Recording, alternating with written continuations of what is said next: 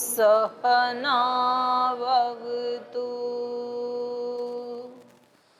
सहनौ भुनक्तु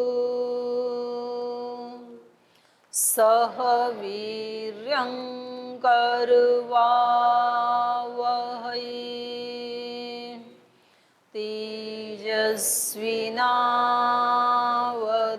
तेजस्विनावधीतमस्तु मा विद्विषावहै। ॐ व्रतानां व्रतपति व्रतं चरिष्यामि तच्छकीयं तन्मेराध्यताम्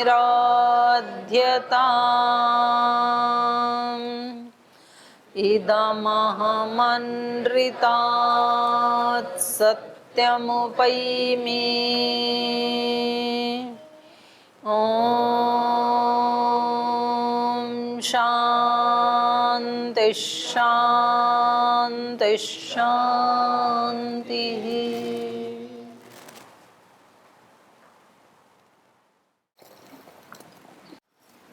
तो कल के पाठ में हमने पढ़ा था कि जब सारी नगरी अयोध्या सुशोभित सुसज्जित हो गई तो उसी शाम को महारानी कैकेयी की जो कुलदासी थी, जो उसके साथ ही आई थी उसके पिता के घर से, उसके साथ ही बड़ी हुई थी जो, तो वो छत के ऊपर चढ़ती हैं और वो देखती हैं कि अयोध्या में सब तरफ एक उत्सव की तैयारी हो रही है। वहाँ के रास्ते और वहाँ पर वृक्ष आदि पर और रास्तों पर, सभाओं में, सब जगह घरों के ऊपर ध्वजाएं पताकाएं फहरा रही हैं। तो सब जगह ब्रह्म घोष का स्वर सुनाई दे रहा है। पशु पक्षी भी बड़े प्रसन्न हैं।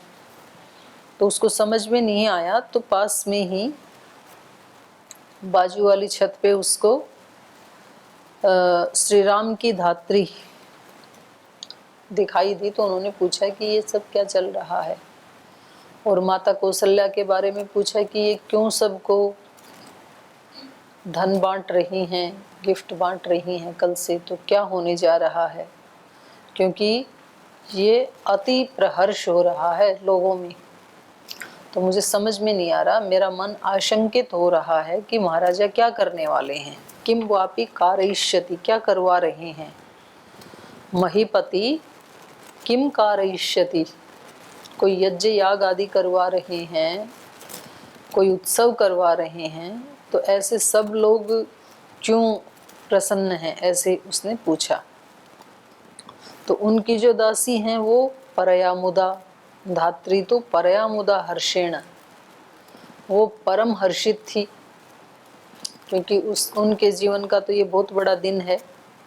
तो उन्होंने राघव को जो भूयसीम श्रियम, बहुत महान राजलक्ष्मी जो मिलने जा रही है, उसके बारे में आचचक्षे उन्होंने वृत्तांत सुनाया, उसको बताया कि क्या होने जा रहा है। तो उन्होंने खुश होकर बताया। और आदमी खुशी में भी और गमी में भी थोड़ा सा अपनी तरफ से कुछ ज़्यादा ही बता देता है।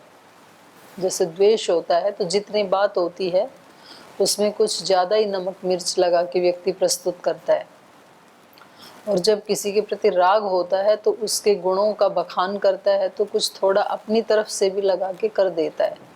तो क्योंकि इनको श्री राम के प्रति राग है, ये अत्यंत प्रसन्न है, तो कुछ इन्होंने जितना था उसने देखा था उससे भी कुछ ज़्यादा ही कह दिया, क्योंकि ये हर्षेण विदीर्यमाणा, ये तो हर्ष से फटी जा रही थी।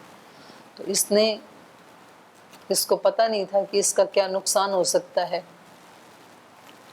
तो कई बार हम अपने सरलता के कारण जैसा है वैसा या उससे भी ज़्यादा ही कुछ कह देते हैं, तो वो फिर दूसरे को कभी बुरा लग जाता है। तो ऐसा यहाँ कुछ होने वाला है।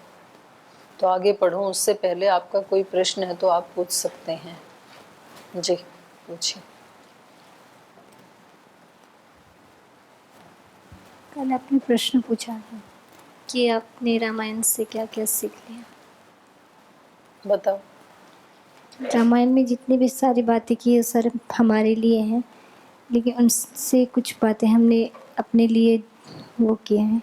जैसे राम जी के कोई अगर एक उपकार करते थे उसको उसके प्रति कृतज्ञ होते थे, तो हम भी ऐसे प्रयास करेंगे हमेशा। और अंतेवासियों को वो बहुत प्रेम से रखते थे और अपने गुरु का श्रेष्ठ आचरण करते थे हमेशा। तो ये चीज़ें हम अपने जीवन में 100% पालन करने का संकल्प लेते हैं। श्री राम के जीवन की बहुत बड़ी बात है, कोई एक बार भी उपकार कर दे तो उसके 99 अपकार याद नहीं रखते हैं फिर। और बता दो, आप चिंतन करके आए हैं तो। हाँ जी। प्रणाम दीदी जी। भगवान राम अपने भाइयों से बहुत प्रीति करते थे, तो हमको भी सबसे प्रीतिपूर्वक व्यवहार करना चाहिए।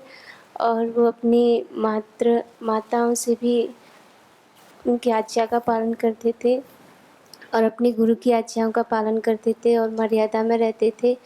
तो हमको भी अपने उनकी तरह मर्यादाओं का प्रयास करना चाहिए जैसे भगवान राम रहते थे, और हमको अपने गुरु आज्ञा का भी पालन करना चाहिए, उसका भी हम पूरा बस प्रयास एक या दो करेंगे। वाक्य बोलना है, इतनी बड़ी क्लास है। इनका हो गया था कल, हो गया इनका। एक ही वाक्य में बताना है, एक ही बात, ऐसे तो बहुत सारी हो सकती है। ओम दीदी प्रणाम। रामायण से हमने व्यवहार की कुशलता सीखा है और बड़े जनों से कैसे व्यवहार करना चाहिए इसके विषय में सीखा है, और सुचिता के विषय में सबसे ज़्यादा इसमें दिया है, तो वो हमने सीखा है। प्रणाम दीदी जी। श्री राम भगवान का मर्यादा से संबंधित मुझे बहुत ज़्यादा अच्छा लगा, और फिर हमेशा वो गुरुजनों या बड़ों से हाथ जोड़ के ही बात करते थे, ये सारा अच्छा लगा मुझे। ओम दीदी प्रणाम। रामायण में ये बताया है कि कोई भी कार्य करने से पहले यज्ञ किया जाता है। ओम दीदी जी प्रणाम। दीदी जी, राम के तो यहाँ बहुत सारे गुण गिनाए गए हैं, लेकिन तो अगर हम गुरु आज्ञा में ही रहते हैं हमेशा, तो गुरु की आज्ञा से हमको बहुत सारी चीज़ें, उनके सारे गुण लगभग हमारे आगे कर दो, एक एक वाक्य बोलना है बस अपना, जो आपको सबसे अच्छा लगा हो। प्रणाम दीदी जी। परिस्थितियों को समझकर उसके अनुकूल इसमें जो आचरण किया गया है सब जगह, वो एक सीखने की आवश्यकता लगती है। बहुत अच्छा। ओम दीदी जी। दीदी जी, मैं दूसरों में अच्छाई ढूंढने का प्रयास करूंगी। सब में अच्छाई ढूंढने का प्रयास करना चाहिए। पीछे दे दो फटाफट। ओम दीदी माँ, मैंने अभी तक ये पाया है कि हर स्थिति में, हर परिस्थिति में समता कैसे रखी जा सकती है। जी। ओम दीदी प्रणाम। लोक में राम जो है सत्य पुरुष की तरह है, और हमें भी सत्य पुरुष की तरह ही जीना चाहिए।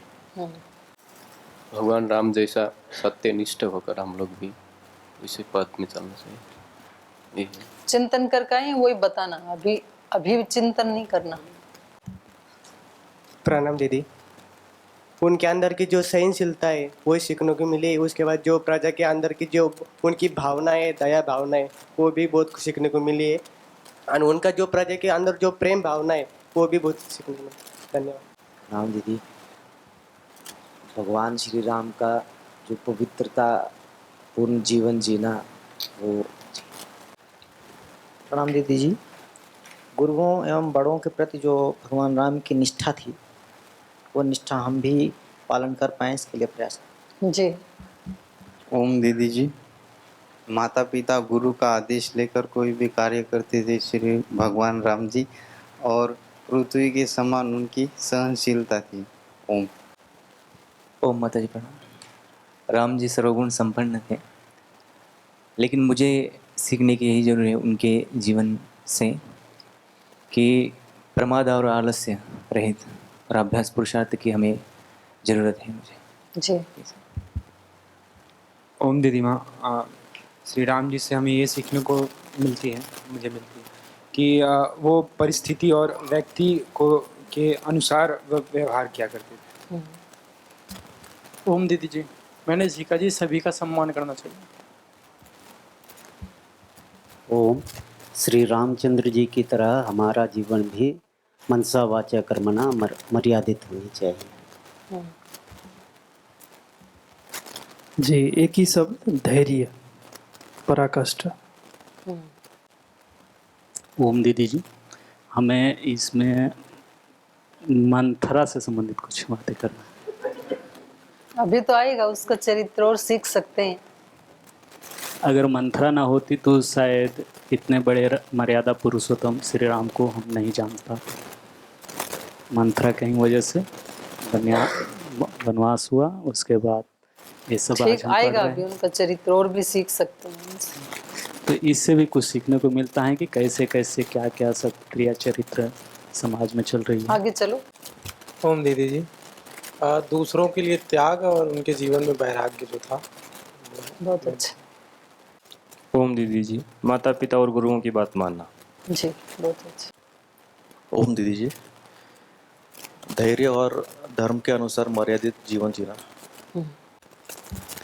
जीवन में मधुरता होनी चाहिए। जीवन में तप होना चाहिए। क्या होना चाहिए? तप होना चाहिए। तप होना चाहिए।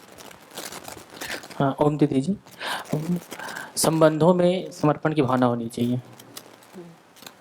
दीदी, राम धैर्य और साहस का प्रतीक है हमारे लिए। गुरु अच्छे में रहना। जी।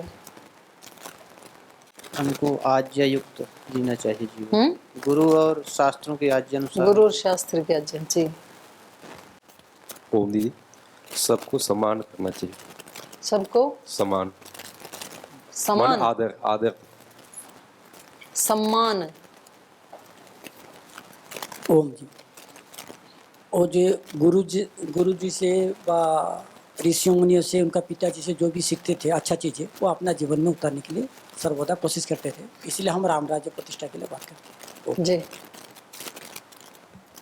ओम दीदी जी प्रणाम।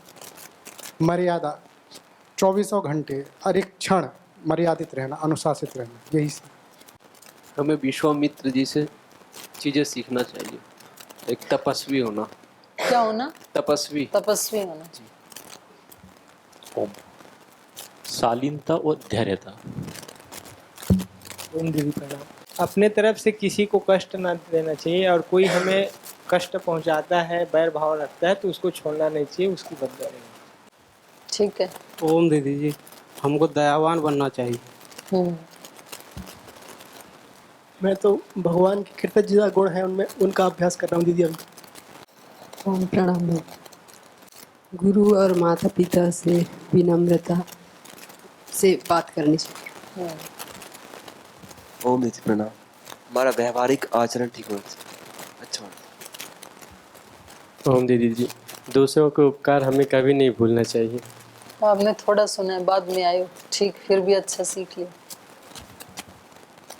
ओम पूज्य दीदी जी, बड़ों के आज्ञा का पालन करना हुआ, नियम पर चलना।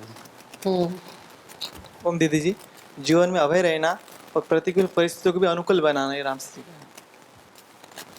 ओम दीदी जी, परशुराम से हम सीख सकते हैं कि हर परिस्थिति में किस तरह से सामना करना चाहिए। ओम दीदी, धर्मयुक्त आचरण के प्रति दृढ़ रहना, दृढ़ता से पालन करना, यही सीखना। किसके प्रति दृढ़ रहना? धर्म से युक्त आचरण के प्रति दृढ़ रहना। जी। ओम पूज दीदी जी, मैंने राम जी से एक चरित्र से संयम सीखा है। ओम दीदी, हर हाल में खुश रहना, ये भगवान राम जी से सीख जाए। ओम दीदी, जो जिनके पास आता है वही देते हैं, खुशी देंगे तो खुशी मिलेगा। ओम दीदी, भाइयों को प्रेम देखा है कि खुद जीतने के बाद छोटे भाई को अपना यश देना। अभी तो और आएगा भाइयों का प्रेम तो। जी। प्रणाम। अभी तक जो हमने रामायण में पढ़ा, उसमें जो विश्वामित्र और वशिष्ठ जी का जो संवाद चला था, कि उसमें विश्वामित्र जी का जिस प्रकार से अहंकार जो विलगित हुआ, और मतलब ये सीखने को मिला कि जब तक अहंकार नष्ट नहीं होगा तब तक ब्रह्म प्राप्ति नहीं हो सकती। बहुत अच्छी बात है। भगवान राम के जीवन से हमको ये सीख मिला कि हर परिस्थिति का सामना विवेकपूर्ण से करना। प्रभु श्री राम जी से हम यह सीखे हैं कि भगवान राम जी ने अपने जीवन काल में अपने इच्छा को छोड़ करके परमार्थ को, परोपकार को ज़्यादा महत्व दिए। ओम दीदी जी, हमें रामायण से ये सीख मिली है कि हम जो भी कार्य करें अपने गुरुओं बड़ों से पूछकर सलाह लेके करनी चाहिए। जीवन में अनुकूलता और प्रतिकूलताओं में धैर्य और प्रसन्न रहना चाहिए। बहुत अच्छा। ओम। शरीर का बल बढ़ाते रहना चाहिए जिससे कि हम अच्छे कार्य कर सकें। शरीर का? जी जी, शरीर से बलवान होना चाहिए। और मन से? और जी, मन तो ही है, लेकिन शरीर यदि रोगी हो जाए तो फिर व्यक्ति योग ध्यान साधना भी नहीं कर पाएगा, इसलिए शरीर पहला साधन है। रोगी होता है? जी, मन से भी होता है। जी, मैं तो शरीर को पकड़ के चल रहा हूँ। तो इसमें सुधार करो फिर। जी जी। ओम दीदी जी, आज तक रामायण पढ़ के हम लोग ये शिक्षा प्राप्त हुआ कि प्राचीन संस्कार अनुयायी वो लोगों को रीति नीति चाल चलन बलन एवं संस्कार कस्टम हम लोग को शिक्षा मिलते हैं। थोड़ा कम स्पष्ट हुआ आपका। कस्टम्स से क्या कहना चाह रहे हैं? चाल चलन बलन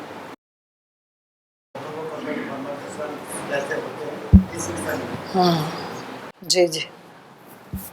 ओम दीदी, रामायण से ये सीखने के लिए मिला है मर्यादा पुरुष श्री रामचंद्र अपना जीवन में प्रतिकूल परिस्थिति को सामना करते हुए अपना कर्तव्य के प्रति कभी विचलित नहीं हुए। बहुत अच्छी बात है। ओम जी प्रणाम। भगवान श्री राम जी से गुरुजन के प्रति पूर्ण समर्पण और अपने कर्तव्य पालन में पूर्ण निष्ठा। प्रणाम दीदी, हम रामायण पाठ से ये सीखे तप और ऋजुता के बारे में सीखे। प्रणाम दीदी जी, मुझे ये बात अच्छी लगी कि राम जी हमेशा मरण पर्यंत देह त्याग पर्यंत अपने स्वरूप में स्थित रहे। कर्तव्य परायण। कर्तव्य परायण होना। चलो, आप अच्छा कुछ ना कुछ तो सीख ही रहे हैं, और जो नहीं सीख रहे हैं, मतलब जो नहीं बता रहे थे कुछ भी, वो भी उनको भी बताना चाहिए। माइक आती, मतलब जैसे तो वो छूते ही कुछ काट लेगा, ऐसे नहीं करना चाहिए। आप भी चिंतन करें। तो चलिए आगे चलते। कुछ पूछना तो नहीं है पीछे के पाठ से किसी को? कोई प्रश्न है किसी का?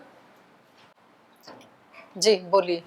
ओम माताश्री, आपसे हमने ये सुना है कि पाप के विषय में, तो ये पाप जो है दूसरों के ही हम चिंतन में, दूसरों के ही विचार में लगते हैं तभी पाप होता है, ऐसा मैंने सुना है। तो इससे मुझे समझ में नहीं आया कि मतलब दूसरों के बारे में ये नहीं कहा था दूसरों के बारे में सोचना पाप है। ये बताया था कि दूसरों के बारे में बुरा भाव रखना या बुरा विचार सोचना ये पाप है।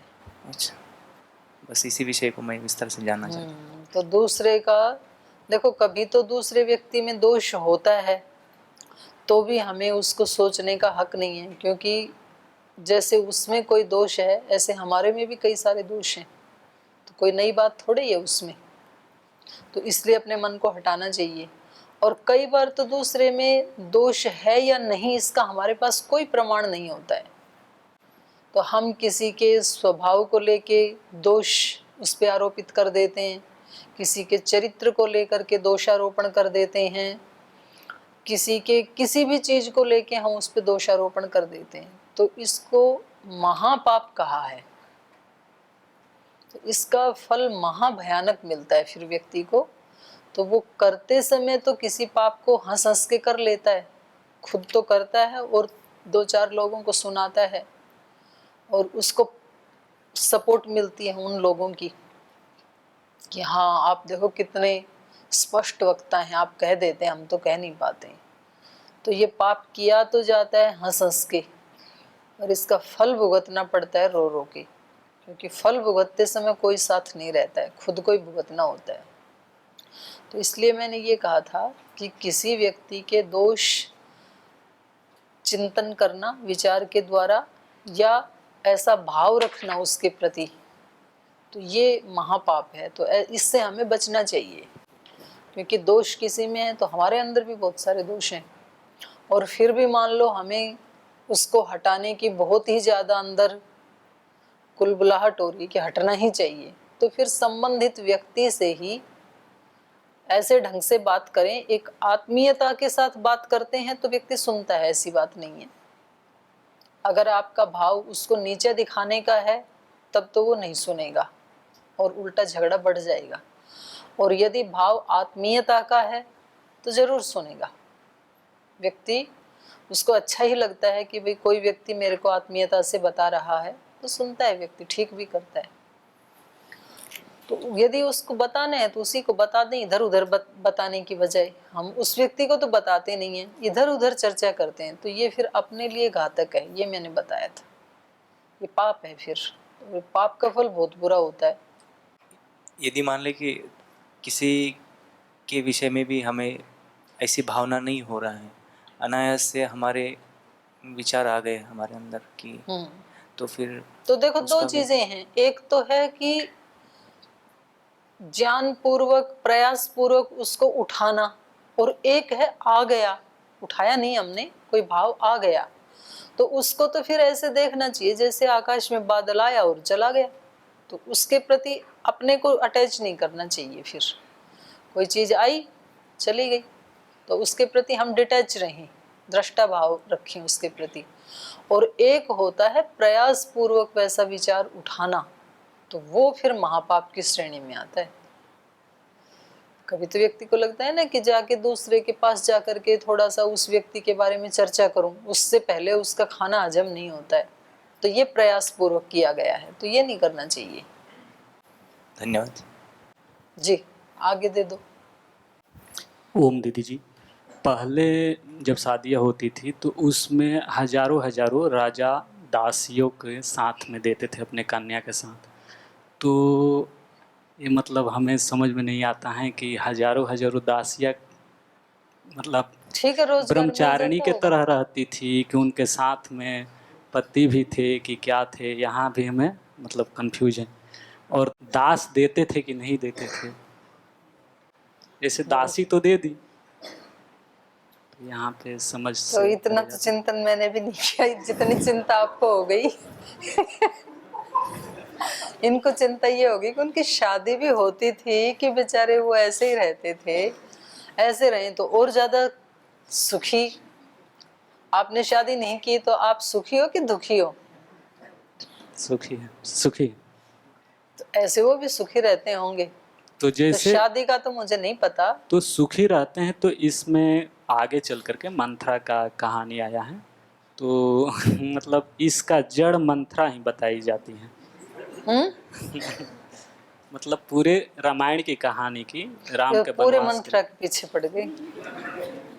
अभी तो उसका शुरू हुआ है, थोड़ा और चिंतन कर लो।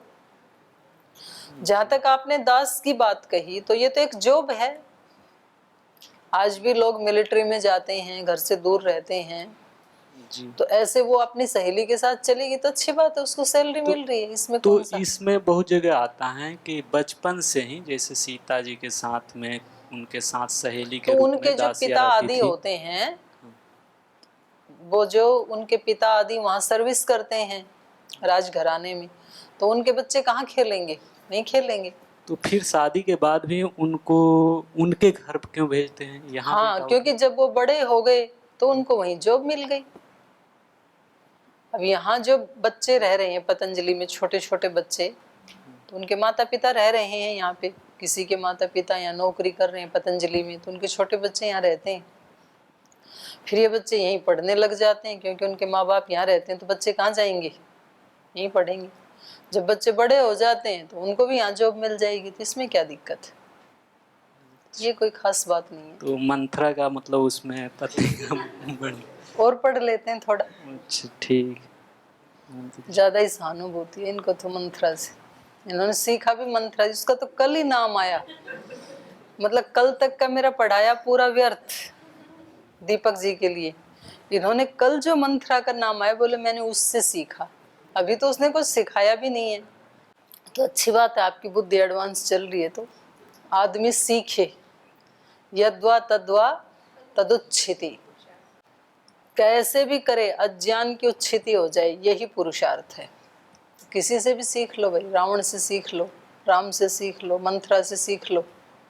जी ओम दीदी जी आपने एक दिन बताया था कि 100% हम विश्वास नहीं करना चाहिए किसी पे, थोड़ा ही करना चाहिए, जिससे मतलब हमारे दुख का कारण ना बने वो।